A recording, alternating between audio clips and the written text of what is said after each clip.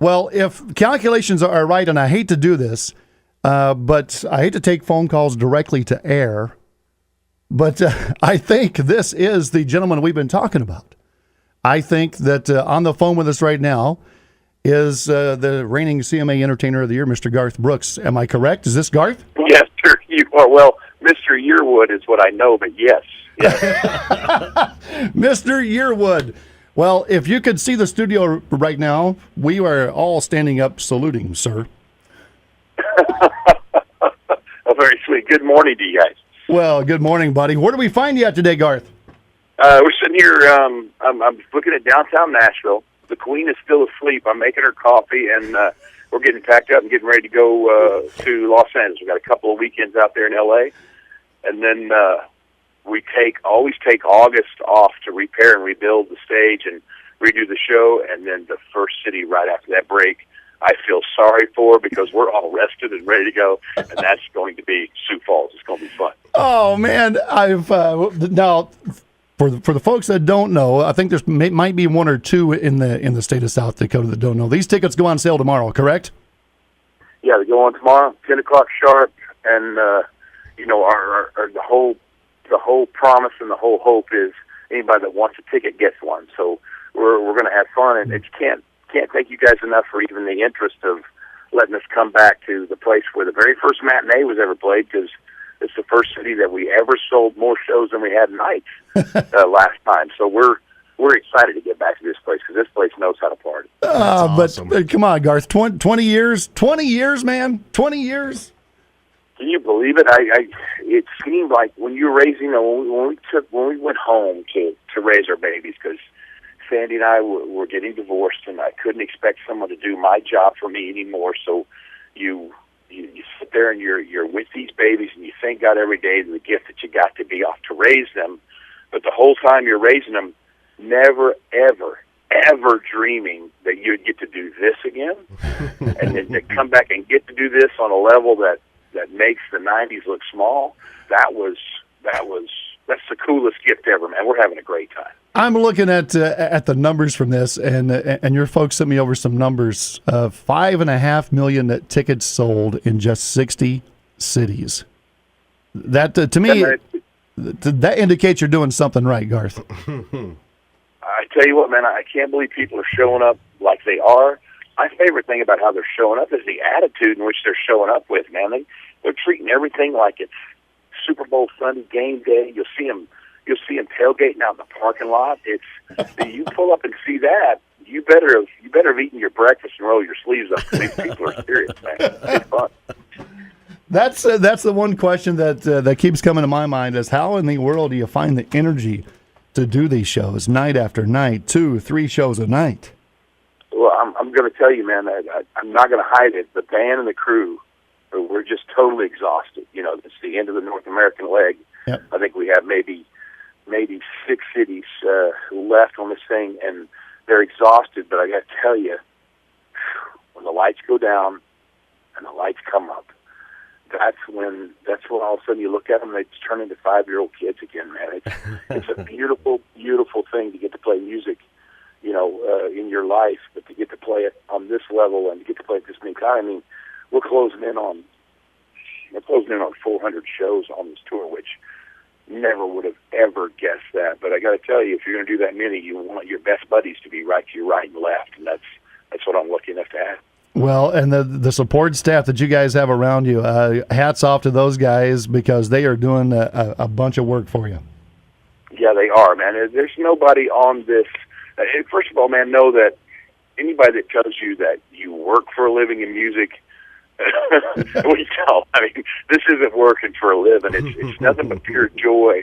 With that said, if you're on this crew, if you've got anything to do with this one, you put in the hours. If you don't, then you just go work somewhere else. This crew and band, I'll put them up against anybody.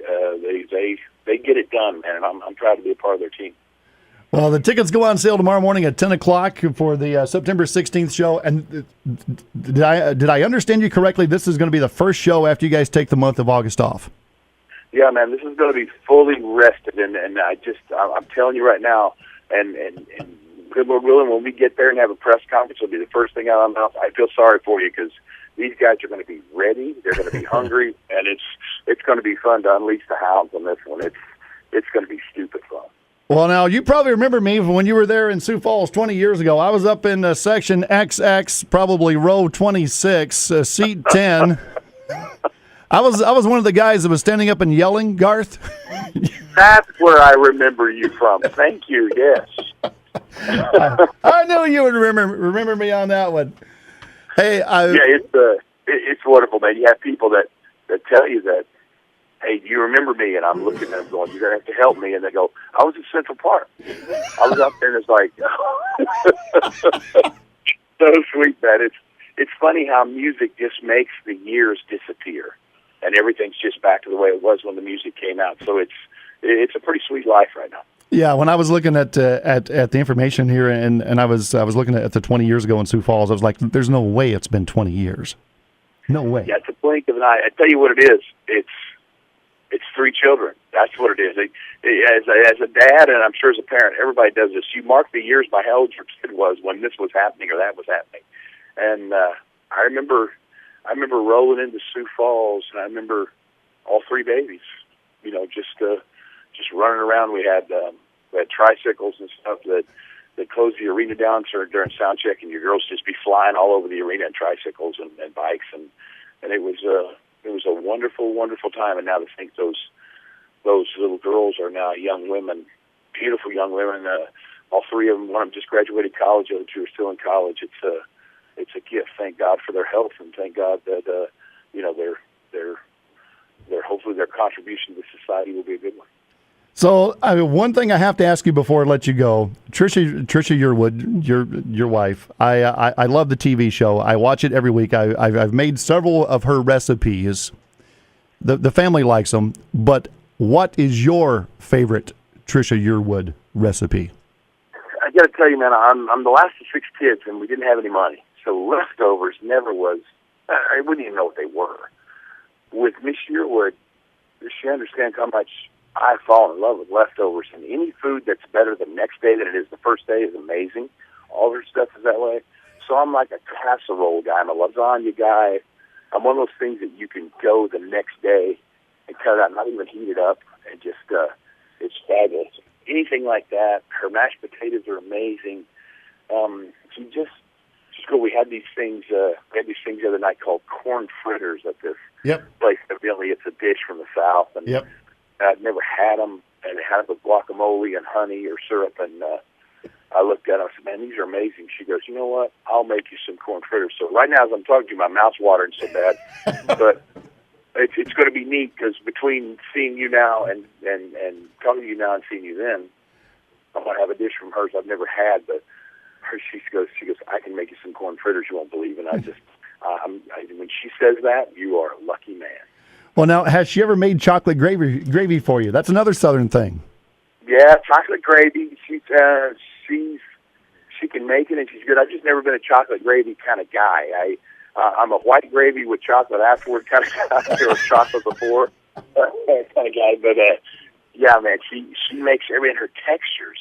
That's when people talk about food, taste is important, but texture is just as important as taste, and that's where this woman kind of, I think, outshines her mama, which was a phenomenal cook. Outshines my mama when it comes to cooking.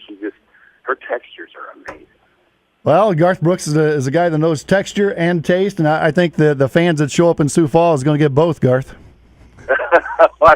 I don't know about taste at a Garth Brooks show. I can tell you that it's more like championship wrestling. Put some music. So this is going to be stupid fun, and the boys will be rested, and can't wait to see you guys. And thank you for all the help. Hey, no problem. Tickets go on sale tomorrow morning. Garth, we'll see you in Sioux Falls, brother. I look forward to it, man. Thank you very much, Sean. See you, bud.